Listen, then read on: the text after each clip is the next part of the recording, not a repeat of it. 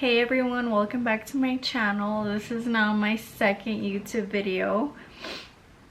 On my last one, there was some problems in my video. In one part, the lighting changes, and for some reason the filter, like there's a filter on it.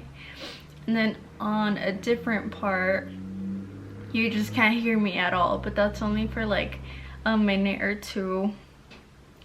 For this video, you guys have always asked me about my labor and delivery, so I did want to answer that and tell you guys like what happened, you know. I don't want to make this video too long, even though it was a very long story, because it did go for about 2 or 3 months. I did still have problems, and I do still have problems until this day. But okay, I'm just gonna get right into it. I was in labor for, I want to say, about 24 hours. It was funny because like me and my baby daddy were talking a night before. So it was a Sunday. It was December 8th, I remember that. It was already nighttime. Me and my baby daddy were talking about, I think the baby's gonna come next Wednesday. It was about 5 a.m., around 5 something. So I woke up to go to the bathroom, and after that I went to go lay back down. And then the first thing that happened to me was I started getting a contraction. But I'm like, no, I'm probably just tripping, like it's not a contraction. And then again I felt another contraction. So I'm like what the hell, like what's happening, you know, because I don't even know what contractions feel like or nothing. And so I got my phone and I started timing them, and I started to realize that I would get a contraction every 6 minutes. So that's when I started tripping, and like I told my baby daddy, he was sleeping. I woke him up and told him, hey, like I think I'm getting contractions, like, and they're really starting to hurt. And good thing we had already packed like our bags and everything for the hospital. So after that we got in the car, we started driving. We were already in downtown Glenwood when my contractions started to get really bad. And that day he was supposed to go to work, but he had to go to a chiropractor first. I think that's where he went. Yeah. And so he's like, I'm gonna drop you off at your mom's so I can go to my appointment and then I'll be back. I said, okay, that's fine. Once I was at my mom's, I'm like, you know what, like I can't. These contractions are really bad. So then my mom saw how like bad I was getting. I just couldn't stand the contractions. So she's like, no, like, you know what, we're gonna take you right now. I went to the hospital. They checked me and I was 2 centimeters dilated. And they're like, you know what, like just go back home and then like do some stretches and get in the bathtub with warm water. Guys, I'm not even gonna lie, like nobody really talks about this, but when you're having really bad contractions, a lot of girls do say this, like it just feels like you want to poop, you know. It does feel like that, like if you really want to poop. And so I'm just there sitting in the toilet like, oh my god, like why am I not like pooping or anything? What's happening? And my mom was just like, no, that's just how the contractions feel. And so my mom was like, you know what, like go lay down on my bed and just see if they calm down or something. I couldn't even eat, I couldn't drink anything. I just wanted to have this baby already. I was ready to pop. We went back to the hospital. I was then 4 centimeters dilated, and I guess my stretches and all of that I was doing did help, because I did get to 4 centimeters dilated. After they switched me rooms, I was having the worst freaking contractions ever. So obviously, like my little ass body, if you guys know me, I'm really skinny. I was not able to tolerate the pain, so I did get the epidural at 4 centimeters dilated. But before I did get the epidural, like, they were hurting so bad that I was like, my whole body was shaking. I was throwing up, I was crying because of how bad they hurt. So they did recommend I just got the epidural. So after I got the epidural, I do remember hearing the anesthesiologist. So I did hear him say something about, we usually just put in the 10 cc's, but I just gave you the full 14 cc's. I have no idea what that means till this day. I don't know. And so after I got the epidural, I did feel much better. I was able to rest for about an hour or two, but the process was going by super slow. So they did give me more medication through an IV that I had. So that medication does make the process go by faster, but it also does make your contractions stronger. My body was still in so much pain, like, and they were weirded out because I already had the epidural and I already had the first dose of medicine through the IV, and it still wasn't working. So a nurse came in and she put even more medication, a second dose, through the IV. And all I could remember was that all of a sudden all the medications hit at once, and I was shaking really bad. I was sweating, I couldn't breathe, and when I would open my eyes, all I would see was blurry. And I was like really unconscious of what was even going on around me. Like, they would tell me something and I would forget what they were to tell me, or I wouldn't even know how to like respond. I couldn't even talk at that point. And my body went like full on numb. My stomach and down, I couldn't feel anything.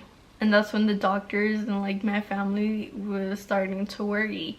The ones that were in the room with me by then were my baby daddy, my mom, my aunt, and I think that's it. So the sciatica pain muscle is what I got, and it went from my back all the way down to the back of my knee. And when I was having the contractions, I would feel the sciatica pain muscle at the same time, which hurt really bad. I remember just crying and rubbing my thighs. And like my aunt and my baby daddy were also helping me. Like, they would both take turns rubbing my thighs because I couldn't take it at that point. It hurt really bad. So I was already 10 centimeters dilated, and at the time of pushing, I could not feel anything. Like, I was so close to getting a C-section just because I couldn't feel anything at all. They would tell me to push and I couldn't push because I just couldn't feel anything. And when I would push, I would hice muchas fuerzas, like with my head and on my body, just because I couldn't feel my body. I did push for 1 hour, and since I couldn't feel anything when I was pushing, I did push too hard, and that is what caused me to pop a vein on the right side of my head, and that is what caused the blood leakage on the right side of my brain, which we didn't know of yet. I remember that right after I had the baby, it was really scary because I was really unconscious. Like, I remember just wanting to pass out, but they wouldn't let me pass out because they were scared I just wasn't gonna make it. But I was just so ready to pass out. I was very unconscious, like my body was still sweating. All I remember was hearing the doctors and the nurses, like, I know they were trying not to get me worried, but I still was really worried because I knew that like my baby wasn't breathing. It did take them 10 minutes to get her to breathe, and then she started crying. I was so relieved. You guys are not gonna believe me, but that was literally like the first time that I prayed to God to just keep me there and keep me with my baby and to help her also. I do have another story I'll probably share later on. I don't think I'm ready for that yet, but it was the first time that I was praying to God, because I would just always pray for him, but for negative reasons. And then I remember all of a sudden they put me up and I got a really bad headache right here. It would just be right here on my forehead, and I couldn't even open my eyes, or every time they would like sit me up, it would just hurt really bad. And I told them, and they said it was just a migraine. But anyways, I got switched rooms and my headache was still there. My baby did have to get put under UV lights because of like her skin tone or something like that. I'll probably insert a picture right here. So we did have to stay there for, I think it was another 2 days until she got better. So I had my baby on Tuesday and I didn't leave the hospital until Thursday. And then Thursday when I left the hospital, before that, the anesthesiologist came and asked me if I still had the headache. I said yes, I did. So he gave me a blood patch, which is they take some of your blood out through an IV and they inject it in your spine. And he explained to me that the blood patch will go to your brain and cover up a spot in your head that has no blood and is supposed to have blood. It then will make your headache go away. I wasn't so sure of it, so I denied the first 2 times. He insisted, so after the 3rd time of him asking me, I told him okay to go ahead and do it. He then made me lay straight on my back for 1 hour, and then I got up an hour after and I felt way better, like the headache was gone. But then the next day my headache came back. And I told the doctors and they said it's a regular migraine and that moms usually get that after birth because they just need to rest or something like that. And I am reading it off of my phone. Just because it did happen like a while ago, and I don't really remember much of it, so it is why I have it written down. So because of the migraine, they did give me an ibuprofen, which didn't seem to help, but the doctors paid no mind to it, so they sent me home that day. And I still had a really bad headache to where I couldn't stand up, neither open my eyes or walk, and I just cried because of how bad it hurt. The morning I woke up, I was supposed to take my baby to an appointment we had scheduled for her, but I couldn't even sit up or open my eyes. My headache was killing me. I called Women's Health and explained what was going on at 8 a.m. They said, we'll notify the doctor and give you a call back. Hours went by and still no call. It was already noon, so it was 12 p.m. And I called Family Birthplace to explain what was going on, and they said the exact same shit. We'll notify the doctor and give you a call back. Another hour went by and I couldn't take it. I went to the ER and doctors seemed to take me more serious. So the doctor seemed to take me more serious, and he did tell me that it's probably just a migraine, but that he wanted to do a CAT scan on me just to make sure that nothing else was going on. He did say that didn't seem too normal to him. There's not really much cases of that. If anything, there's not really even cases of that. After I was waiting in the room, we did get our results back, and that is where he did find the blood leaking on the right side of my brain. It was in between my brain and my skull. I remember my mom taking my baby to her appointment while I was at the ER, so it was just me and my baby daddy at the ER. And I remember my mom just kept calling me because like my baby was crying. She hadn't ate anything. I was breastfeeding her, and so obviously we didn't have any bottles, we didn't have any formula, nothing, because I was breastfeeding.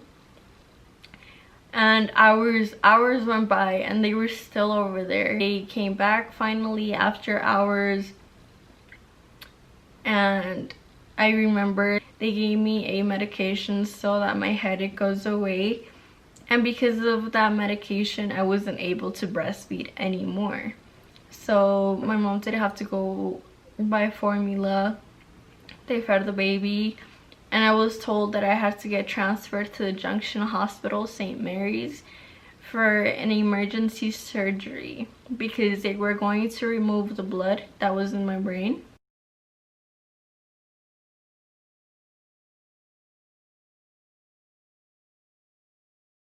I'm gonna read the rest off of here. So I got transferred to the Junction Hospital for an emergency surgery to get rid of the blood. And that's where I was getting stronger medication put in through the IV, which did help my headache. They did another CAT scan and MRI on me. And they saw the blood leaking on my brain, but they also saw that the epidural liquid was leaking on my spine. After the neurologist teamed up and worked on my case, the next day they decided to do another blood patch on me instead of surgery. I explained to them that I already had a blood patch done and told them exactly what the past anesthesiologist told me about what the blood patch was for. They said what he explained to you is wrong. The blood patch is supposed to stay on your back and help the leaking on your spine heal. I don't know why he said it goes to your brain. That is not right. Me and my family came to an agreement and I got the blood patch once again after they told me a little more about how it works. After I got it, they had me in strict bed rest where I had to lay flat on my back for 24 hours without moving just to help the blood patch heal the leaking on my spine. Oh, and I also explained to them that they were giving me ibuprofen at the Glenwood Hospital. They said that that was not a really good idea because ibuprofen does clog up your blood, and since I did have blood leaking on the right side of my brain, they were scared it was gonna clog up, which it kind of did. And when I was finally like sleeping, I just remember like I woke up screaming because the nurse put in potassium liquid through my IV and it's just started to burn my veins, like from right here all the way up to my shoulder and then the back. And I just started screaming and I wanted to pull out my IV, and I told her like what she did, like what did she put in me. She said it was just a potassium and it's a normal reaction. I told her to just take out the IV or else I was going to pull it off. So she put in a liquid that was going to, I guess, dissolve the potassium, and she did. After that I felt way better, even though I could still feel it burning just a little bit. I got to leave home, and then I remember 2 weeks later I was in Walmart with my mom, and then all of a sudden I started to see really blurry. And I told my mom, but I just thought like, oh, I probably just need glasses. But she called the clinic anyways, and she explained to them that I was seeing blurry. But since they already knew everything that was going on with me and all my problems from hospital to hospital, they told me to just go straight to the ER. So I did. And then I started getting really nauseous and started getting really lightheaded. And that's why I wasn't allowed to drive anymore because of that. And I couldn't stand out for long periods of time, neither sit up for long periods, aka like 2 hours or more. Or else the blood will spread and it forces my vision, which is not good. But I went to the ER and they said I had even more blood leaking on my brain. And in a week I had to go back to Junction Hospital and I might need surgery so they can get rid of the blood in my brain, which is scary because like the surgery and the blood both have deadly risks, and I was scared of that. But thankfully when I went back like 2 weeks later. That's when I made the appointment, and the blood was slowly going away, so now it is completely gone. But another thing that I did want to talk to you guys about,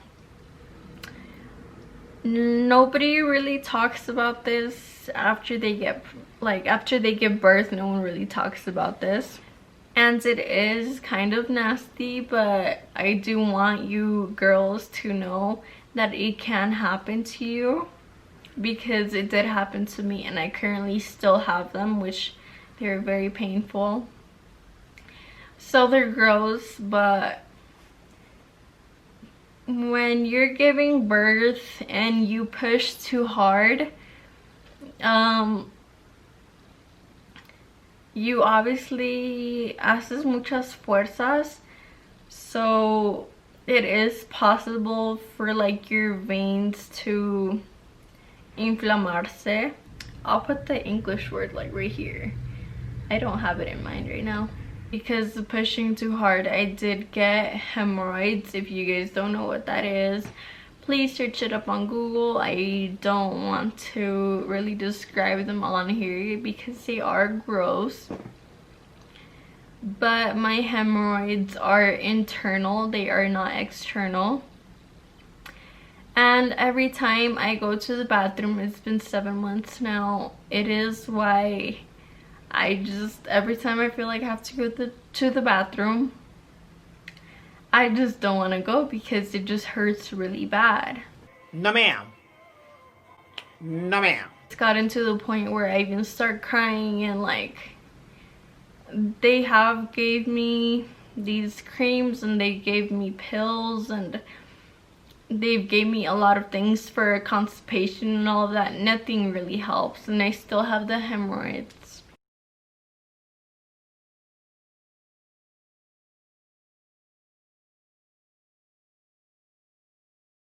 For you girls who don't know, it is possible for you to get hemorrhoids after you do give birth. It is what happened to me. I am currently struggling with that. It is nasty, but you know, it's something serious, and you girls should just be aware of what can happen to your body. Just, you know, like what happened to me. I just thought it was just giving birth and boom, I'm happy, living a happy life with my baby. No, I went through hell, hospital to hospital. Now I'm dealing with hemorrhoids. Then you do get postpartum depression, which I did get that. This video is kind of way too long. I did leave out some details. If you're pregnant or wanting to get pregnant, just know what some consequences can be. I didn't know any of that could happen, and my pregnancy obviously wasn't planned, but we did accept it anyways. So ask some questions if you don't know what something means, because I didn't ask a lot of questions and look at what happened. I really hope you guys enjoyed this video, and if you did, then like this video, subscribe to my channel. Once I do hit 100 subscribers, I'll be doing a giveaway. I don't know what I'm going to do yet, but I'll show you guys. Thank you guys so much for watching. I'll try and post another video in about a week or two. Yeah.